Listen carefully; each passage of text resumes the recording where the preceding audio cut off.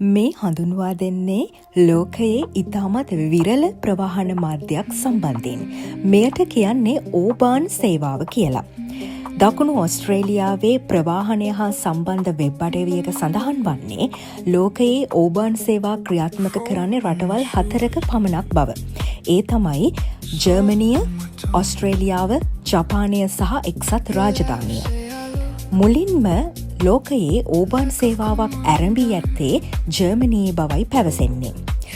ඔස්ට්‍රේලියාවේ ප්‍රාන්ත හා ටෙරිටරි අතරින් දකුණු ඔස්ට්‍රේලියාවේ පමණයි මේ ඕබාන් සේවාව ක්‍රියාත්මක වන්නේ.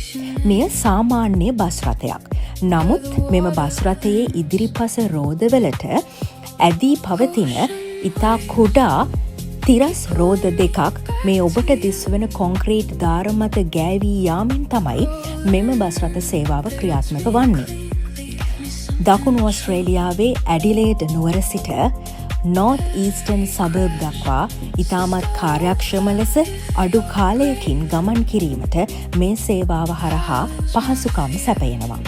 සම්පූර්ණ ඇඩිලේඩ් වල සිට නෝර්ත් ඊස්ටර්න් සබර්බ් දක්වා කිලෝමීටර් 12ක් පුරාවට මෙම කොන්ක්‍රීට් මාර්ග පිහිටා තිබෙනවා. මෙහි විශේෂත්වය වන්නේ මෙම බස් රථය සාමාන්‍ය පාරෙන් කොන්ක්‍රීට් දාර මතට දැමීම සහ කොන්ක්‍රීට් දාර මතින් නැවත සාමාන්‍ය පාරට දැමීම යන ක්‍රියාවලිය මාරුවෙන් මාරුවට සිදුවෙමින් සම්පූර්ණ ගමන සම්පූර්ණ කිරීමයි. ඉතින් ඔබත් කවදා හෝ දකුණු ඔස්ට්‍රේලියාවට ගියහොත් මෙම ප්‍රවාහන මාධ්‍ය අත්විඳින්න කියලා ඉල්ලා සිටිනවා.